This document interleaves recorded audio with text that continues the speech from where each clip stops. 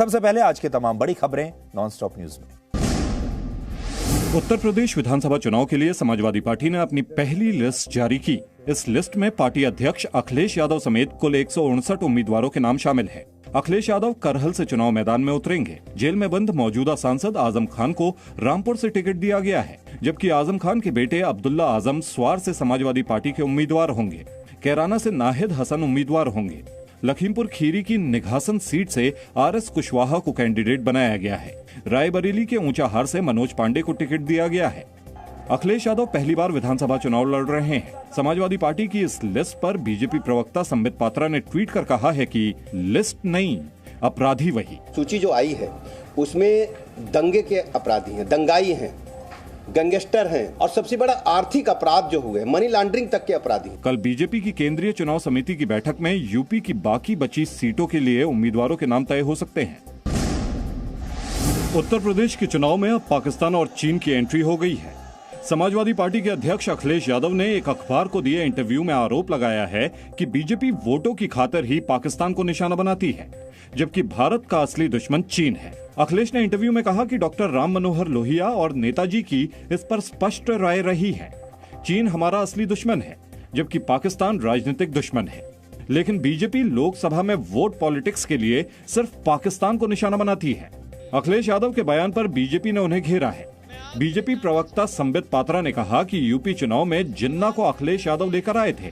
उन्होंने कहा कि अखिलेश पाकिस्तान को दुश्मन नहीं मानते।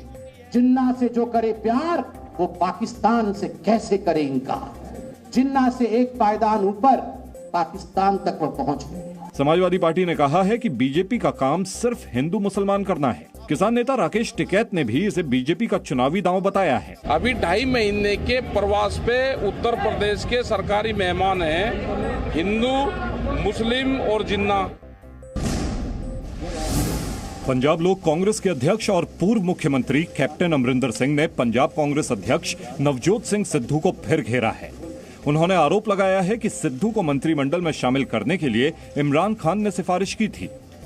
पाकिस्तान से मैसेज ये आया मुझे कि the prime minister has sent a request कि if you can take Sidhu into your cabinet I will be grateful, he is an old friend of mine, और अगर वो काम नहीं करेगा तो उसको निकाल देना। कैप्टन अमरिंदर सिंह ने सिद्धू को नाकाम शख्स बताया। उन्होंने कहा कि मंत्री पद पर रहते हुए सिद्धू ने एक फाइल तक नहीं देखी। जवाब में कांग्रेस ने कहा कि अमरिंदर बीजेपी के इशारे पर सिद्धू पर आरोप लगा रहे हैं। दिल्ली जाके भाजपा के मुख्यालय से कुछ बोलते हैं तो मुख तो उनका होता है, लेकिन जो बोली और भाषा है वो उनकी नहीं, भाजपा की होती है।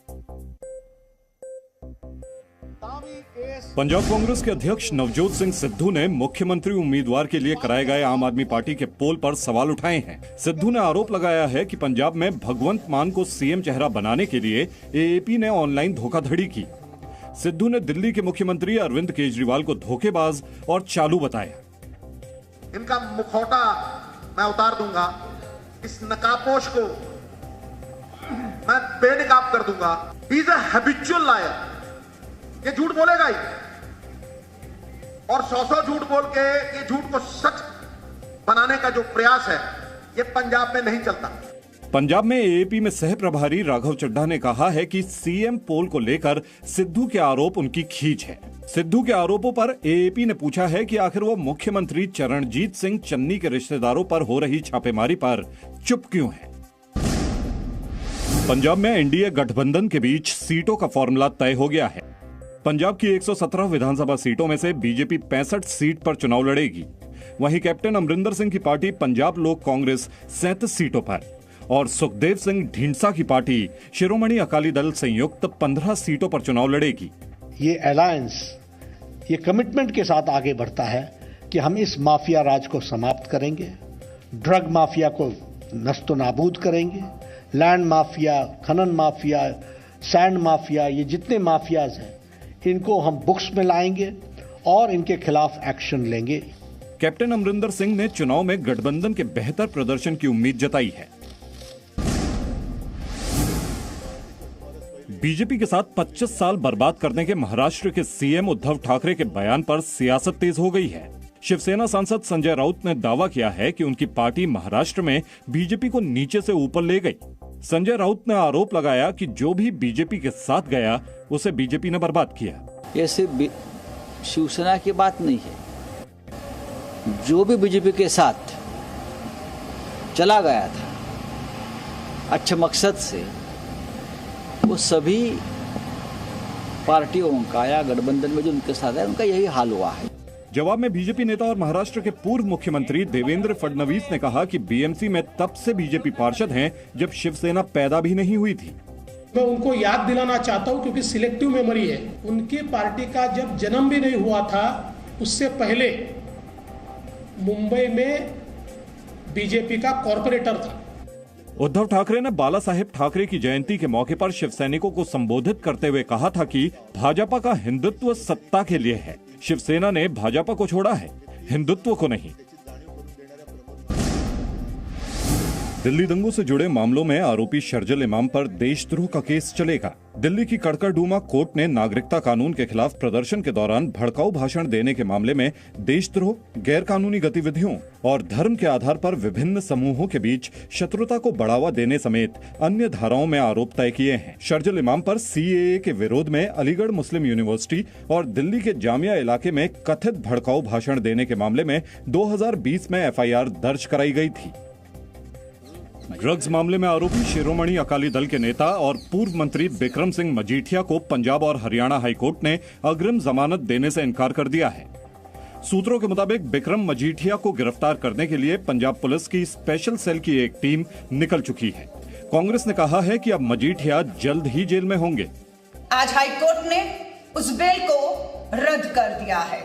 हमने कहा था बेल हुई है, जेल भी होगी, इसे कांग्रेस सुनिश्चित करेगी। इससे पहले हाईकोर्ट ने मजीठिया को अंतरिम जमानत देते हुए 10 जनवरी तक उनकी गिरफ्तारी पर रोक लगाई हुई थी। बिक्रम सिंह मजीठिया के खिलाफ 20 दिसंबर को मोहाली में एनडीपीएस एक्ट के तहत एफआईआर दर्ज की गई थी। इस मामले में मोहाली का ट्रायल कोर्ट भी मजीठिया की जमानत याचिका खारिज कर चुका है। पीएम मोदी ने प्रधानमंत्री राष्ट्रीय बाल पुरस्कार विजेताओं को सम्मानित किया। कोरोना की वजह से समारोह को वर्चुअली आयोजित किया गया। प्रधानमंत्री ने बच्चों के खातों में 1-1 लाख रुपए डिजिटली ट्रांसफर किए। बच्चों को डिजिटल सर्टिफिकेट भी दिया गया। पीएम मोदी ने बच्चों से बातचीत भी की। इस अवार्ड के साथ आपको बहुत बड़ी जिम्मेदारी भी मिली है। हर किसी की आपसे अपेक्षाएं भी बढ़ गई हैं। इस साल 29 बच्चों को प्रधानमंत्री राष्ट्रीय बाल पुरस्कार 2022 के लिए चुना गया। ये पुरस्कार भारत में रहने वाले 5 से 17 साल की उम्र के बच्चों को दिया जाता है। ये पुरस्कार इनोवेशन, शैक्षिक उपलब्धि, खेल, कला संस्कृति, समाज सेवा और बहादुरी जैसे 6 कैटेगरी में असाधारण प्रदर्शन के लिए दिया जाता है। बाल पुरस्कार विजेता हर साल गणतंत्र दिवस परेड में भी हिस्सा लेते हैं। 29 जनवरी को गणतंत्र दिवस के समापन समारोह पर होने वाली बीटिंग द रिट्रीट इस बार खास होगी। इस बार के समारोह में एक स्पेशल शो होगा जिसमें करीब 1000 ड्रोन शामिल होंगे। आज दिल्ली के विजय चौक पर इस खास शो की रिहर्सल की गई।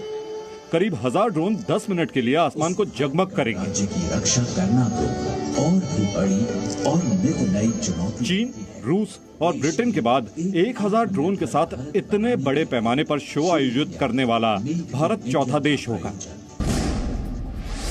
उत्तर प्रदेश विधानसभा चुनाव के लिए समाजवादी पार्टी ने अपनी पहली लिस्ट जारी की।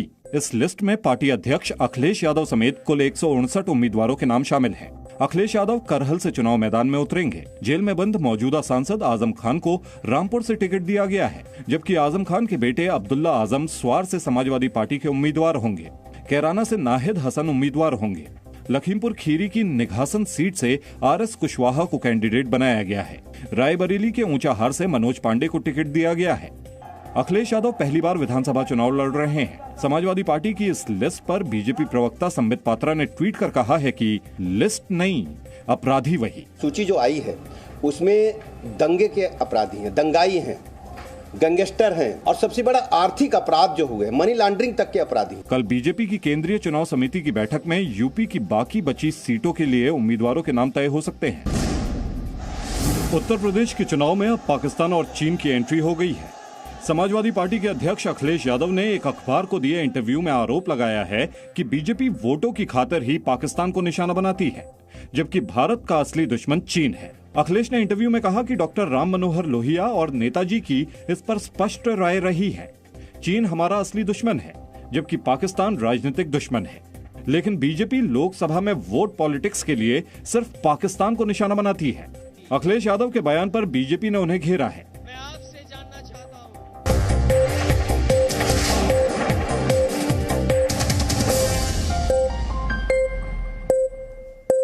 Presenting B News app, available on Google Play and App Store. Download it now.